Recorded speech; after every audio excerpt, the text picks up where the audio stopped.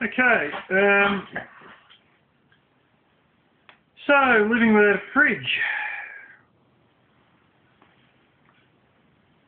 Well, how do you live without a fridge? There are a lot of things that people don't notice that don't require a fridge. Let's go through a few of them. Margarine will last about a month, 6 weeks in cool weather before it starts to go mouldy. Jam, it all depends. Some good brands of jam will last you like months, like 3 months more or more, and not need a fridge. The stuff I'm getting now, it's only like about 3-4 weeks and then it starts to go off. Mayonnaise, don't worry about it. I've had it out of the fridge for like 2 months straight. Nothing happens. So long as you don't get any days that are like 100 degrees or anything like that. And in that case, it might sort of go a bit more, sort of not as thick, a bit slimy, like a bit, you know. But even when you do get the hot days, it doesn't completely wreck it either. Butter, I am not sure, because I don't eat butter. I don't actually like it. I bought up on margarine. I've just stuck with margarine. Some people over here in the south, particularly in the cooler part of the country, they have butter out on the table and they've gone through it before they even get a chance to use it.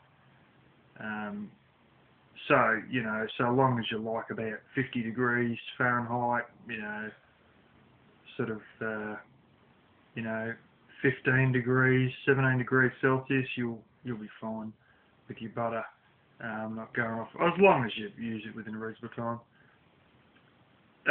Powdered milk. That's, yeah, surprise, surprise. I've actually heard that it goes, the full cream powdered milk goes rancid. And my mother had some powdered milk over there, and I asked another old relative about it, and she showed me some she'd had for 2 or 3 years. Not in the packet where you snip the side of the packet and you got to fold over and put a peg on. Go for the tin stuff. And this tin stuff she'd used it for 2 or 3 years and still hadn't got through it. And the use-by date on it was June next year, June 2014. And, you know, it smelt fine. My mother's one was also in a tin. That went out of date in June 2012, and it was also still fine. So that's a good option. What else? Ketchup, tomato sauce. Now, some brands put refrigerate after opening, and other brands just don't bother. And quite frankly, you don't need to bother. You don't need to bother with soy sauce. I had some. One of the Asian sauces, and basically it's a mix of like ginger and sesame flavour. I think it might have been teriyaki, and that went for months at a time.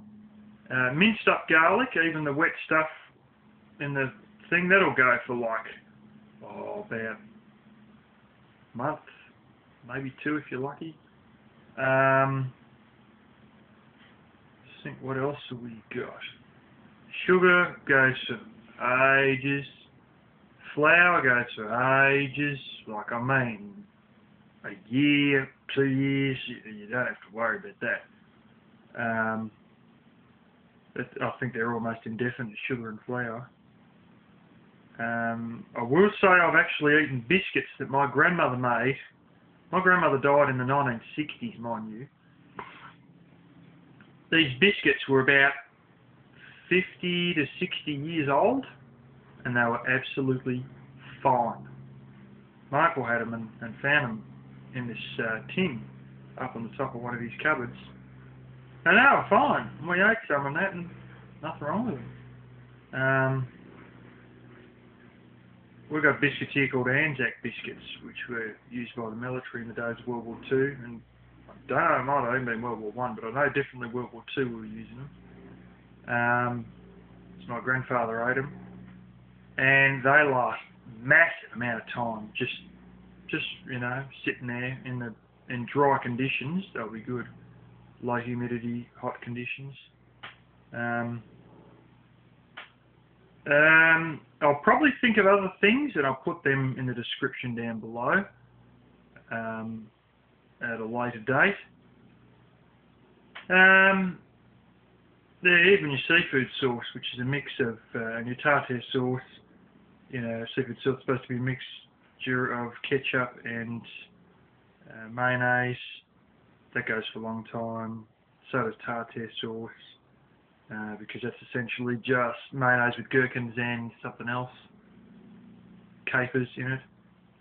Olives, yes, you're supposed to put them in the fridge in the jar. I had them for about 3.5 months before they started to go a bit rotten on it.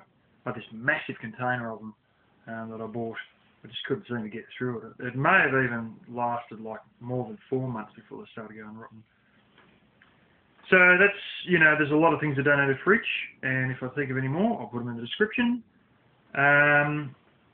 When you do go off grid, temporarily, if you're lacking refrigeration, you may almost sort of go vegetarian. But what I do and have done, and I probably shouldn't bother doing anymore now I've got a fridge, is eat canned meat, and that's a good option. Oh, mustard, by the way, that lasts for ages. That's almost months. That's like 3 months or more. Honey is just like 6 months plus. I don't even know how long. That could almost be indefinite, the honey. I think it is indefinite. One of the big things you've got to keep in mind when you're not living with the refrigeration is don't lick a bloomin' spoon and whack it back in cream, or drink milk from the bottle, or anything which can transfer anything from your mouth back to it, or go sort of like, use something to spread on some sort of a meat thing or whatever, cut meat or whatever, and then go and stick it in something else the next day. Use clean cutlery, don't drink from the bottle, and things go a whole lot longer. Milk out of the fridge, oh gosh, terrible, plain and short life. Apparently there's pioneers who went across to open up, California, when they were going west. They used to throw silver coins in their milk, and that'd last them another 2 to 3 days. They'd get out of the milk. The other one is there's different things that sort of require being in the cellar, such as potatoes, and I think you can do it with carrots. I know you can do it with onions. You definitely do it with like Swedes, turnips, and you can whack them in a cellar. I'm not an expert on cellars or anything, so you better look at someone else showing you how to make them. I've got potatoes. Potatoes you must keep out of the light. I've actually got a plastic garbage bin, and they're in that. I bought one brand new at the hardware store and just chucked them all in. And I don't put the lid back on to give it ventilation. I sort of sit the lid like off to one side, and then you get like this gap on the side opposite the windows, and any ventilation can go through there, and they last quite a while like that.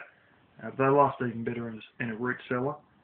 And the other one I've seen at the Arvane Camping Show was they got these containers, and some of them have got like a very well sealed, and you got this little pump, and they're one you could actually push the lid and it'd let the oxygen out. But other ones, they give you a little hand pump, and you click it into this thing, pump, pump, pump, pump, pump. There's a little silicon valve that's sort of like a one-way valve, and that'll stay closed. And they reckon under vacuum seal, like your lettuce and that might be 8 days in the fridge. You can drag it out to 30 days, but this is in a fridge. But I don't think it'd be a stupid idea using it outside of the fridge. And people are going nuts on that. Like, there's so many different kinds that they're selling there, and there's heaps of, stands. There's at least half a dozen or more kinds there, and there's someone that even had the proper vacuum seal, the cryo vacuum machine, a little portable one of them. And yeah, vacuum sealing things may really help you out. And you just sort of push a little button or just open the sides and lets it out. But they come with instructions. They are quite expensive. These little tubs and that you know, little plastic tubs that you put your food in, but it's under vacuum, and they've got to do, you know, good plastic because it's got a suction on it, sort of thing, and you know, considered a bit of a thing that hasn't really got running big time in the market yet, so it's still expensive because it's not like every Chinese manufacturer, you know, is making them yet, sort of thing. But they'll drop in price when I can buy those sort of things in the supermarket. The other one you may be able to do, especially if you can get your hands on a small fridge, or especially if you work at work, if you have got a freezer at work and you can get away with using it and the boss doesn't mind, or you know, you're a bit of a supervisor, he doesn't know, or whatever, you can get away with whacking ice packs in the freezer and get one of those sort of like a tiny little lunchbox esky, or even one of those little bags with the silver inside them that you get for taking home your frozen goods from the supermarket, and whack the ice packs in them and take them back. The other option is, if you've only got a small solar fridge system, you can have an esky, as I did, with ice packs in it, and if you wanted, you could use turn your fridge, if it's capable of doing this. Peltier's won't be, I'm told, but if you've got a vapor compression solar fridge, turn it to basically freezer mode. Good ones like the Engel, mine's only 30 watt, and if you can get that to freeze the ice packs and also use it as a freezer, or even if it's real small, just get it to freeze ice packs, and then throw the ice packs in an esky. The modern day eskies, not the old polystyrene, forget the polystyrene, get the good modern day ones. There's some real good ones of those little whole things. You know, if you threw a heap of ice in there, it'd stay frozen for 10 days. I am not joking. They're really, really good. The new style eskies, they're expensive, but they're very good. So if you could mix a combination of someone else's freezer, your own small freezer that you can only just afford a little tiny one, tiny fridge, so but it's got the capability to run as a freezer, use it as a freezer and keep throwing stuff in the esky, because that's what I done. Use ice packs and put them in the esky. So yeah, I better make a part 2 on this.